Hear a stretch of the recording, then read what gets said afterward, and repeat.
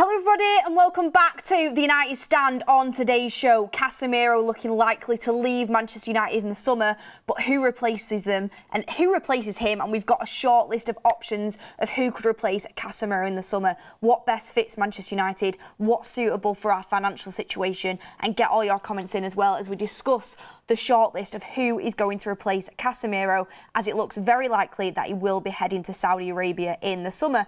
A bit of a mix-up on what fee we're going to get for Casemiro. I mean, there's a report going out this morning that Casemiro is going to go to Saudi Arabia for 80 to 90 million euros, and you're in absolute cuckoo land if you think that's the amount of money we're going to get for Saudi. They pay big money for players, but they're not paying that for Casemiro. I'm going to explain that to you in a second. But he is probably going to leave. We probably are going to miss out on being able to make a profit for him because we're still paying back the money from when we first initially signed him. But just to get his wages off the books and to bring somebody else in who is exciting, fresh, and he's going to take the midfield forward with Casemiro is something that's actually really exciting. So we're going to go through the shortlist in a second. Hope everyone had an amazing weekend, by the way.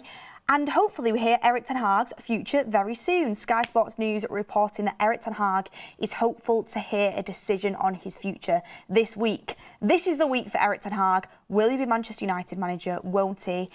I don't think we're going to get it today, but potentially through the week we're going to have a decision, and I can't wait to hear what that is because we need to get on with transfers, we need to get on with signings. But welcome everybody to the show. Got some super chats already coming in that we'll read in a second, but first of all, let's get into the first bit of news.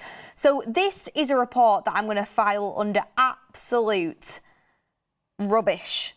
And that is me using a term lightly. If it was past 9 p.m, I'd be saying something else. This report is absolute garbage, and this is no disrespect to them. Well, but it's absolute garbage, and I will eat my words. I will eat my words if this ends up happening. But Caught Offside are saying that Al Nassr are ready to offer around 90 to 100 million euros to sign Casemiro in the summer. I mean, get that report, open your drawer, and put it in there and file it under rubbish, because there's no way on earth that's the price that we're going to get for Casemiro. I hear a lot of people saying how much Fabinho went for from Liverpool. I think he went for around 47 million. I have no idea. I have no idea how Liverpool managed to get that fee for Fabinho. I still think it's crazy. But we spoke to Ben Jacobs, we spoke to Fabrizio Romano, we've spoke to journalists that are very well informed on the Saudi Arabia situation, especially Ben Jacobs. He did his interview from Saudi Arabia with us last week, and he said in terms of Casemiro, Manchester United want around 50 million euros, but Saudi clubs who, contrary to popular belief, won't go crazy with transfer fees, are looking towards 30 million euros plus add-ons. So you're looking at around 25 million pounds. There's no way it's going to be 90 million euros to 100 million euros. And I don't even think there's any way that we'll get 50 million for him. And to be honest with you, like I said the other day on Casemiro, I won't spend too long on it because I want to talk about who's going to replace him, because it is looking like he's going to go. One brilliant season, one absolutely terrible season.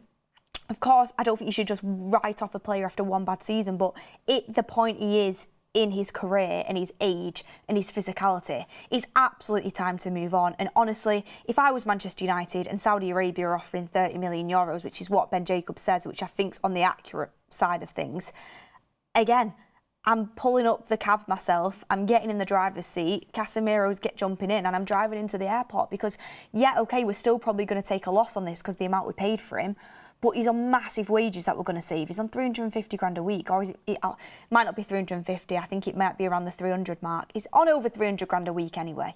United need to save that in wages. He's not going to be a starter for us next year. We can't have someone on the bench who's on 300 grand a week.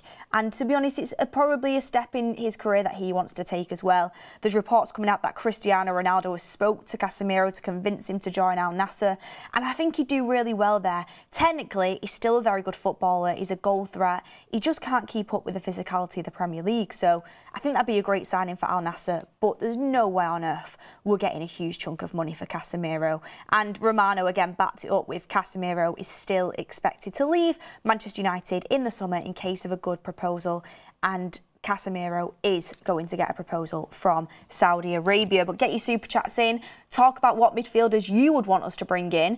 Some reports coming out about Douglas Luiz that I'll get into in a second.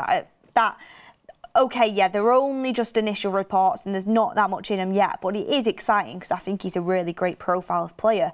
And there's actually not that many out-and-out sixes right now on the market for a good price that you think, you know what, yes, they are the player that we need to bring in. So get in your comments. Anthony Murray says, any news on the contract of Matthias de Ligt? I know he's under contract till 2027, possibly too expensive. However, he is not meant to be happy. On de Ligt, he is someone we've been linked to, but not at all recently. I don't think Manchester United will sign de Ligt. I really don't think there's a chance of that happening this summer for me. We're linked to many centre-backs. De Ligt has been one of them, but no, for me, he's not one that we're going to go for.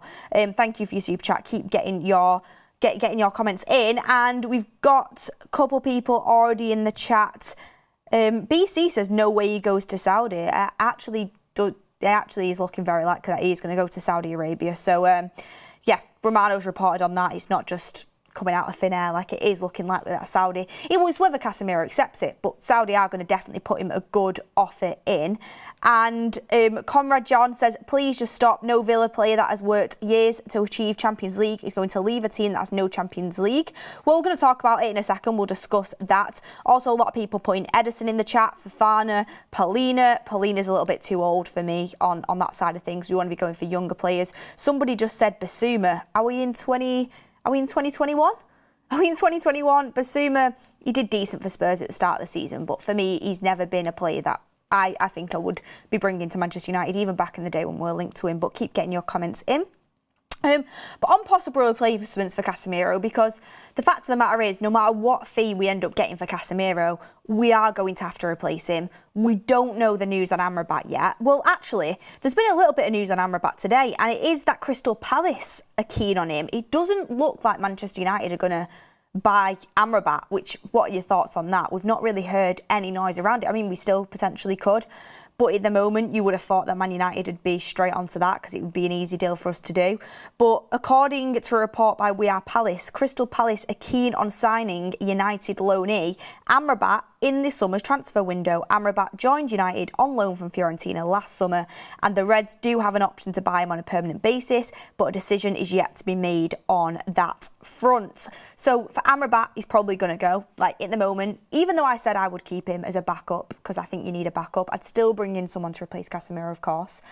But it looks like Amrabat, I mean, if Amrabat goes, you're possibly looking at two midfielders, or you're promoting someone from the youth setup. There's a lot of talk about Toby Collier. He's obviously a defensive midfielder. He could be coming into the ranks, which might stop us from spending that money on Amrabat. But to get to my point, if Casemiro leaves, you have to replace him. He's our starting six that's been playing next to Kobbie Mainoo. Obviously, Amrabat overtook his position towards the end of the season as he moved back to centre-back, and Amrabat did really well in that position. But Amrabat, we don't know the future on, and Casemiro, if he's going to go, we need to replace him. We need to bring in somebody who can partner Kobbie Mainoo for the future of Manchester United. Someone fresh, someone young, someone that's going to be able to come in and start in the midfield, but also has the ability to progress and the potential to progress into fulfilling that number 6 role for Manchester United for years to come. And is an out-and-out 6, there's not that many on the market. I mean, there's some hybrid 6/8s. There's someone that you could kind of play in a double pivot with Kobbie Mainoo. There's a lot of different profiles in terms of midfielder that Manchester United are looking at.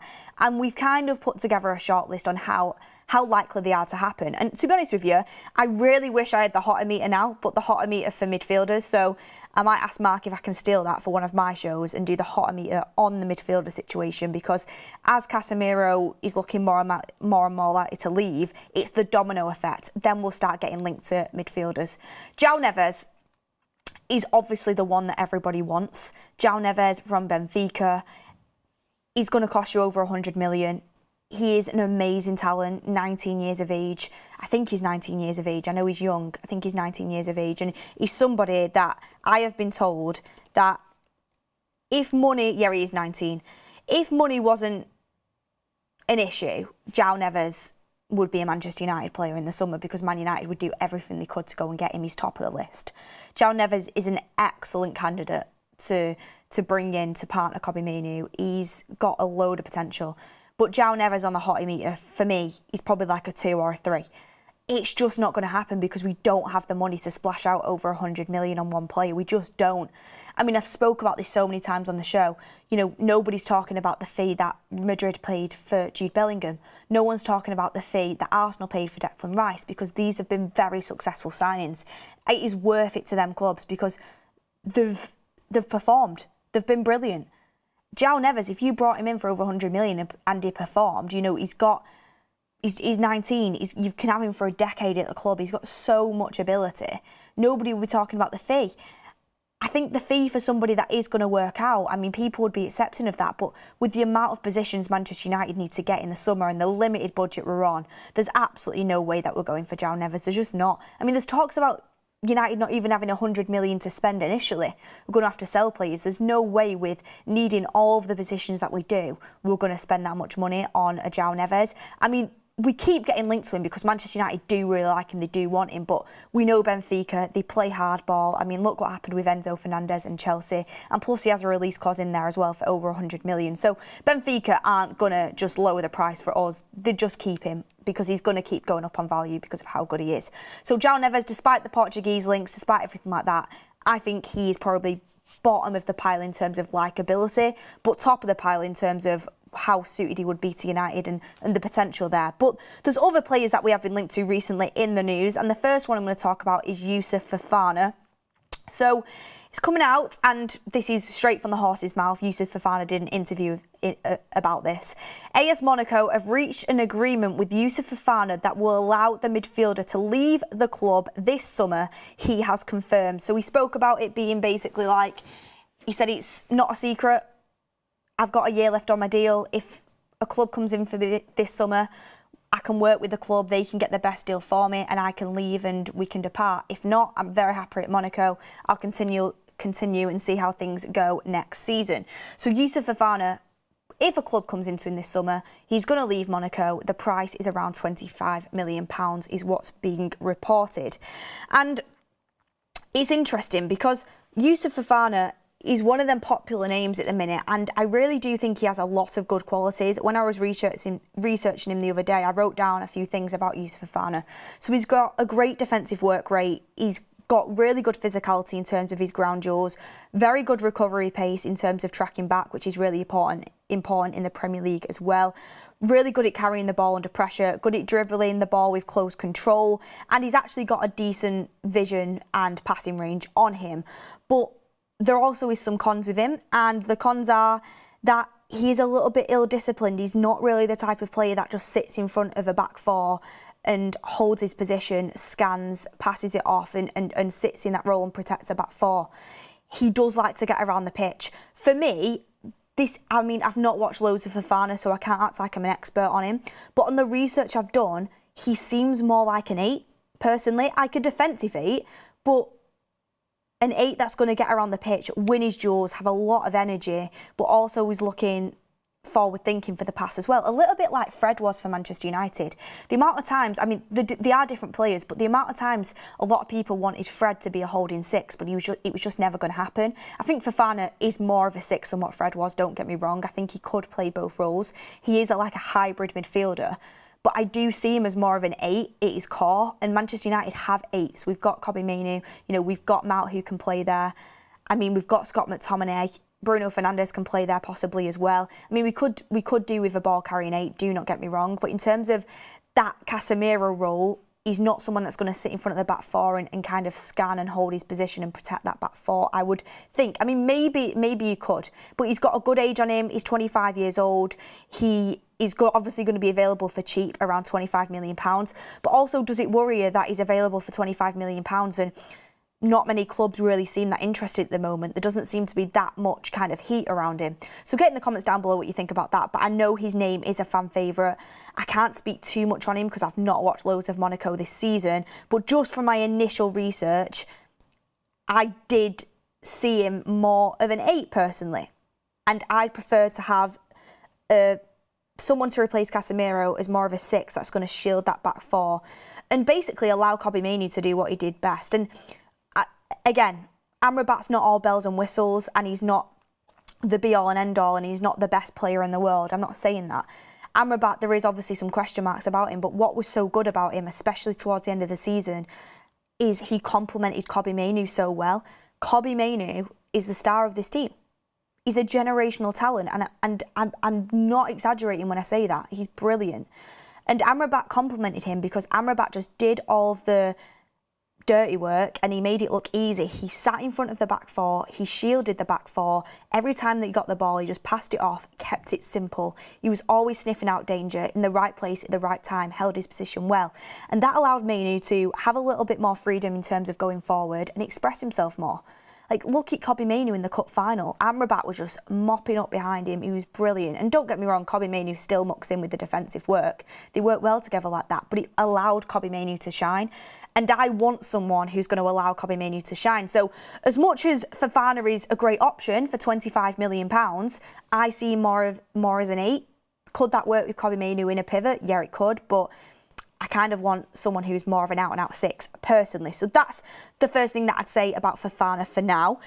Also, I wanted to talk about Douglas Luiz, because Douglas Luiz is somebody who I know a lot of United fans might not like. Everyone remembers his little shimmy celebration, and then we ended up winning the game 3-2. That was a lovely, lovely moment in the season. That is what you call celebrating too early.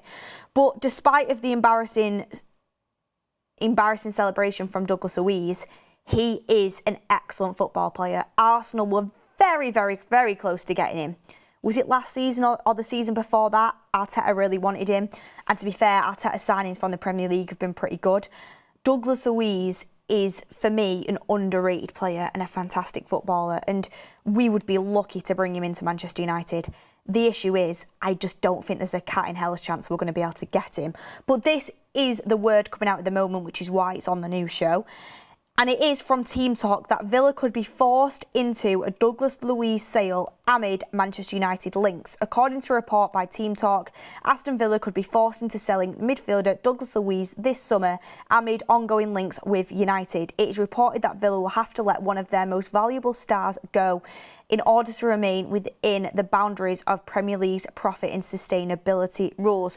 So getting your chats about this, great at set pieces, defensively sound, really good on the ball, Premier League proven, a good age as well. Let me just double check Douglas Luiz's age. I think he is early 20s. Let me have a look. So, oh no, he's 26 years old. So going into his prime, oh no, he's over the Ineos under 25 rule, which doesn't exist, by the way. We're just looking at younger players. So Douglas Luiz, he's 26, which is a great age, I actually think. And when is he? Yeah, he's literally just turned 26. So kind of going into his prime years. He's not an out-and-out number 6, which is what Mac Murder has just said, but I actually think he'd work really well in our midfield. And he's just got a lot of capabilities and he's Premier League proven. I've seen a lot of people in the chat saying, unfortunately, there's no chance why on earth would he leave Villa. I mean, I think there's no chance because I don't think we'll be able to pay the fee that Villa would want for us to get him out of there. I don't know, this might just be me with mad red tinted glasses on, but if Man United could afford him and if it was down to the player, I don't think it's an automatic, no, I'd just stay at Villa. Villa are a fantastic football club that hold a lot of weight, that have a lot of history, that have a fantastic manager and have just got Champions League football and it's very exciting. But at the end of the day, Manchester United are still Manchester United. And in the long run, you'd like to think Manchester United are going to be more successful. Villa are doing very well now, but in the long run, you'd like to think United are going to be more successful. I might be proved wrong on that, but you'd like to think so. You know, Douglas Luiz, if he was offered like a very good wage at Manchester United and, you know, move into a club with the stature of Manchester United, I don't think it'd be a simple, absolutely not. I think the United badge still holds a lot of weight. Yeah, we're in the Europa League, but we're going to be in the Champions League next season. You'd like to think so. Oh, yeah, they have UCL. He doesn't retire next year. United are probably going to get the Champions League next year. I do think that'd be a conversation where Manchester United could get the player to agree to come. I think Douglas Luiz would go to Manchester United. I think that might be me being a little bit cocky, to be honest with you, as a United fan. It might be. Villa, what they've done is incredible, but I think Douglas Luiz would go to Manchester United if Manchester United knocked on the door. The issue is, I don't think we're going to be able to get Douglas Luiz out of Villa for a fee that is going to be feasible for us this summer. I know the report says that Villa might be forced into selling, but Douglas Luiz is really one of their best players. He's somebody that I think they'll be building the team around, and to get him out of Villa, I think the reason why we won't get him is because of the cost. I think he would cost a pretty penny, and I don't think Manchester United would be able to do it. But I think a lot of people in the chat are underestimating it. Like, I think United would be able to attract a player like Douglas Luiz for sure, but get in the comments down below what you think about that. Darren Mulaney says, what about Neves from Wolves or Nana? Joao, I'm not sure what you're saying there, Darren Mulaney. It might just be me completely misreading it. What about Navas from Wolves or Nana? Oh, you're talking about Onana from Everton. I'm going to move on to him. You kind of got me there with the Nana thing. I was like, what are you talking about? But it's Onana from Everton. He is on my list, don't you worry. So that's Douglas Luiz, and that's the news on that.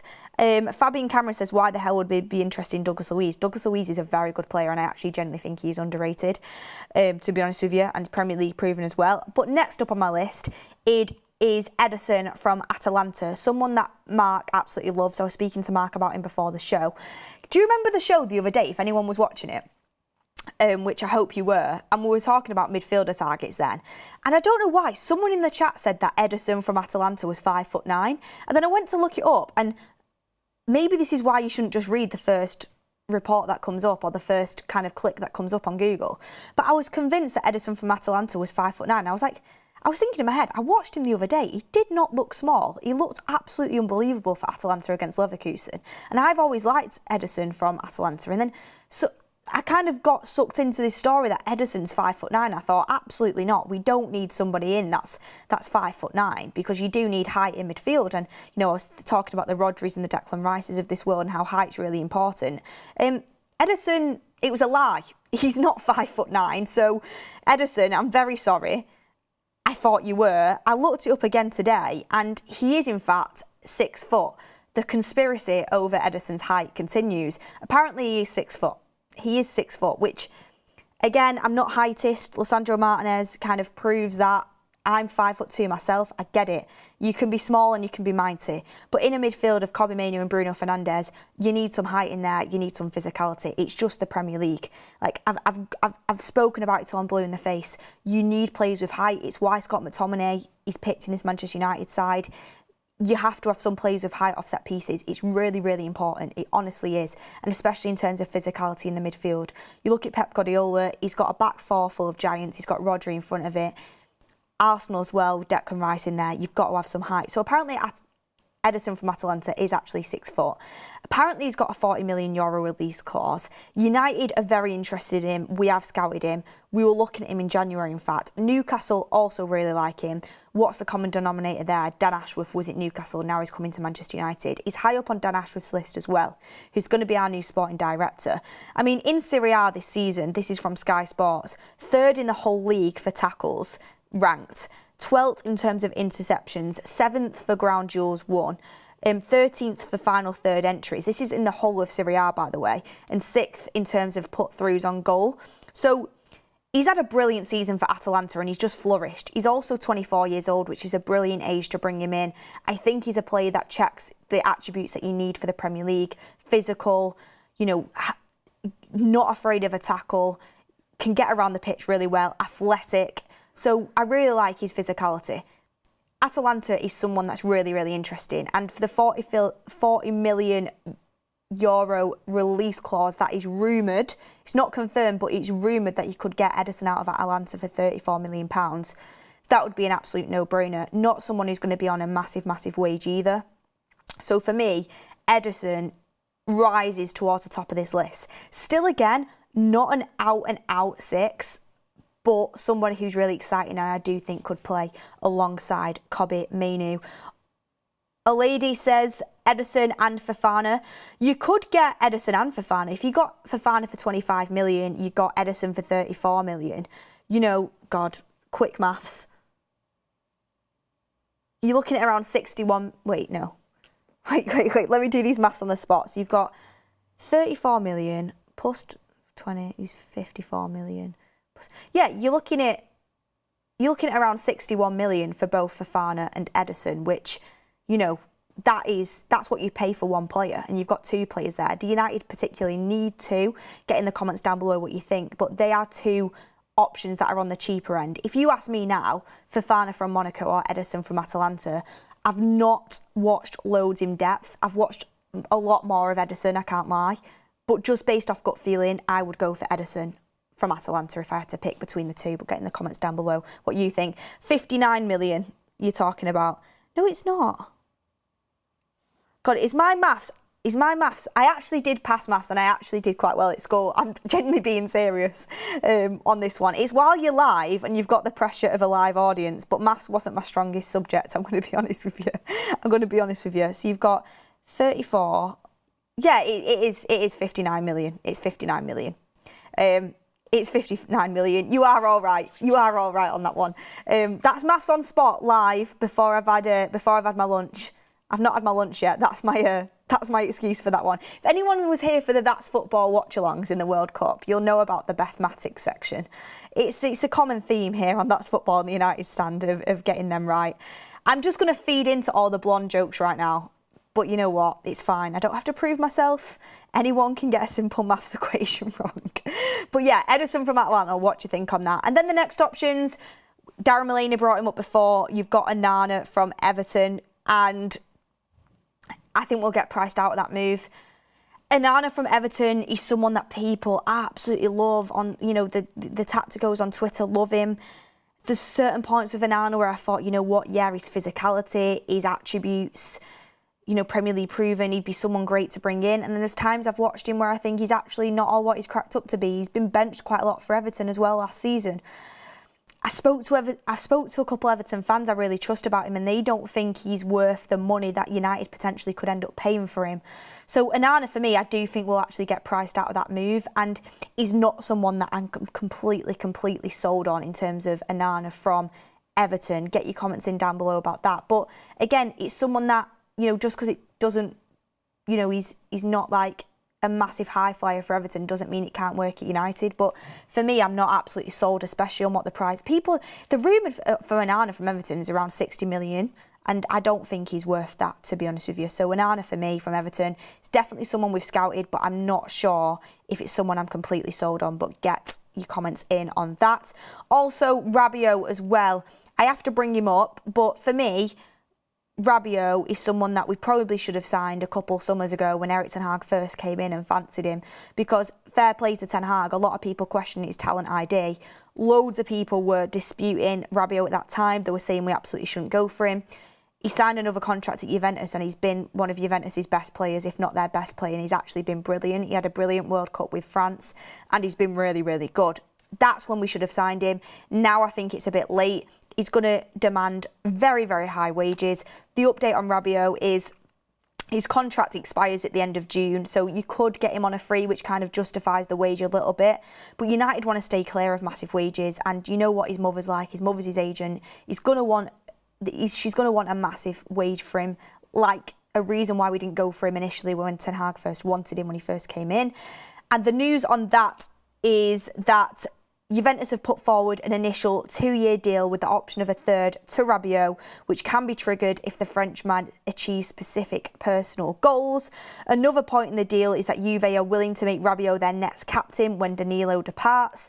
So, he's getting offered the captaincy as well at Juventus. The player hasn't held talks with other clubs and Juventus know that, but Rabiot's mother agent wants the player to earn the highest salary in the squad, whereas Juve are offering around €9 million per season as of now.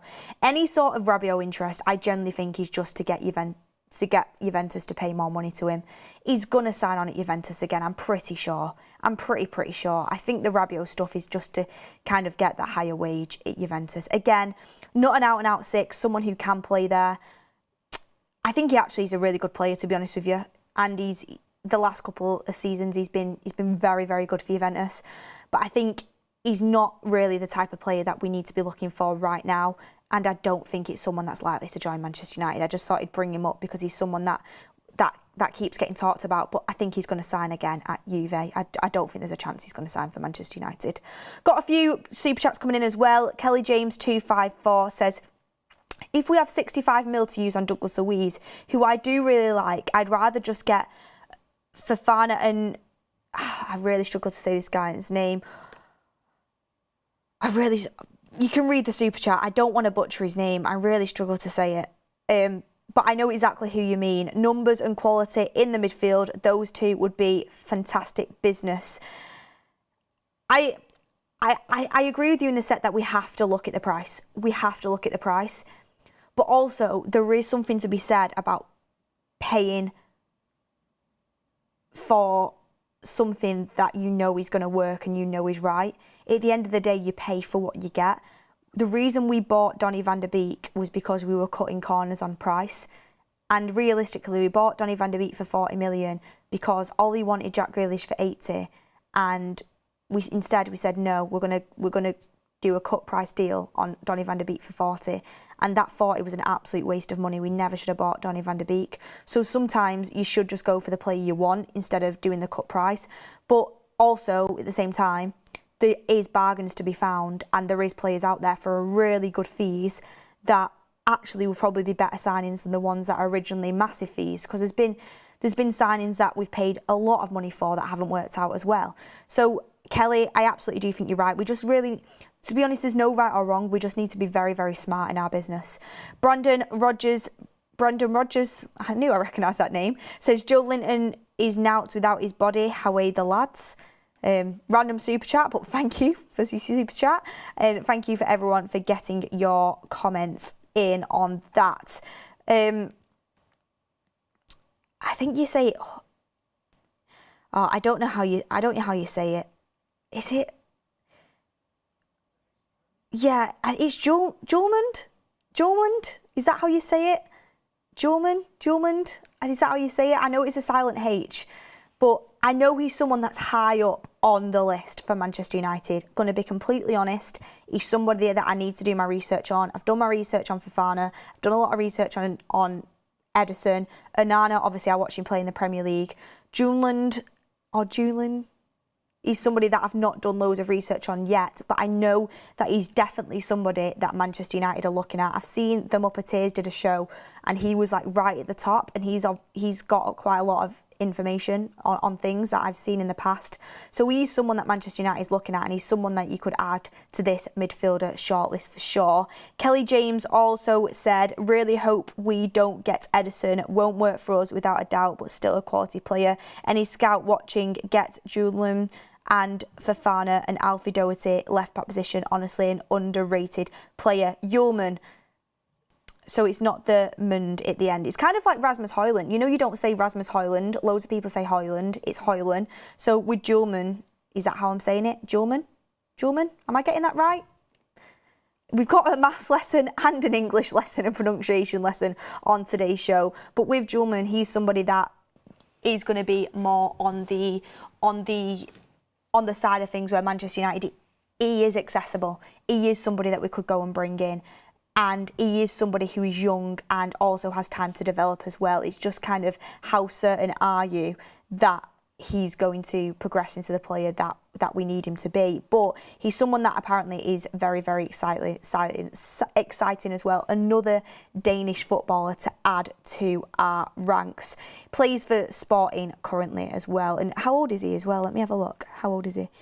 He's 24 years old, so a great age to bring in. And I know he is somebody that Manchester United are monitoring, so do a bit more research on that and kind of look into him. But apparently he is high up on the list of the priorities for Manchester United for that area. So get your comments in on that. But look, everyone, thank you for watching. Got there in the end. Yeah, I think it is Julian. Something like that. We won't keep going with that one. Someone in the chat says just call him Steve.